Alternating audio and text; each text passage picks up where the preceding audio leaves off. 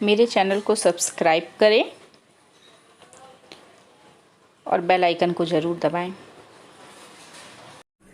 Hello everyone, welcome to my channel. मेरे channel में आप सभी का बहुत बहुत स्वागत है। मैं खुशबू गुप्ता आज आप सभी के साथ सीटेट 2020 में गणित शिक्षण विधि मैथ्स पेडोलॉजी पर आज मैं डिस्कस करूंगी।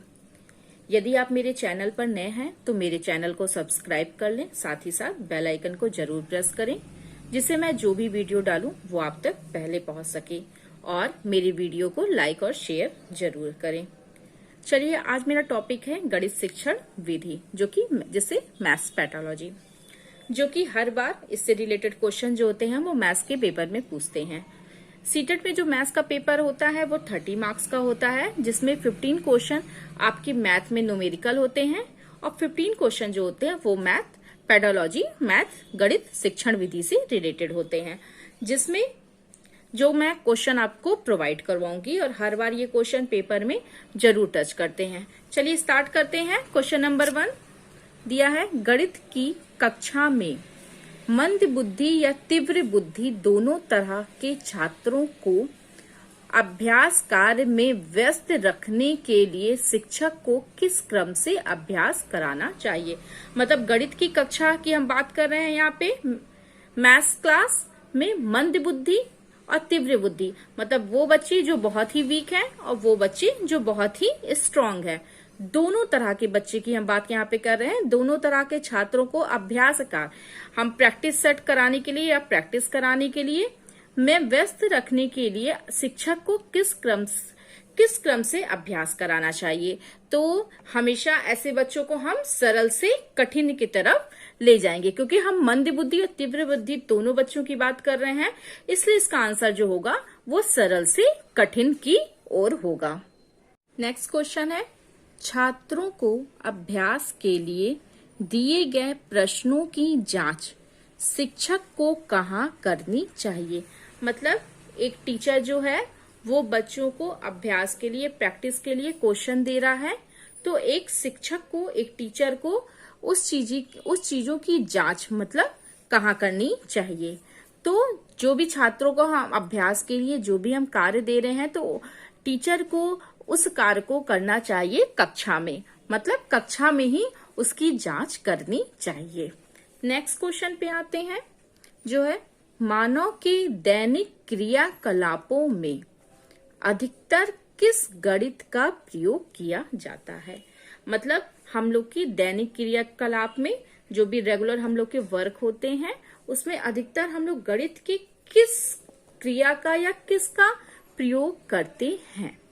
अंगणित का हम लोग प्रयोग करते हैं। ये बहुत ही इंपॉर्टेंट क्वेश्चन है जो कि सीटेट के कई बार पेपर में ये टच किया है। इसमें अंगणित का प्रयोग हम करते हैं। नेक्स्ट क्वेश्चन है, गणित विषय को मजबूत करवाने के लिए छात्रों को किस कक्षा तक ज्यादा अभ्यास कराना चाहिए। मतलब गणित के विषय को हमें और मजबूत बनाना है तो छात्रों को किस कक्षा तक ज्यादातर अभ्यास कराना चाहिए।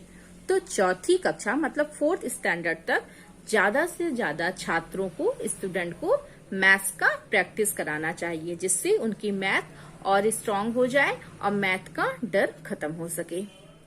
नेक्स्ट क्वेश्चन है, गणित विषय में छात्र को प्राप्त ज्ञान को स्थायी बनाने रखने के लिए शिक्षक को क्या करना चाहिए।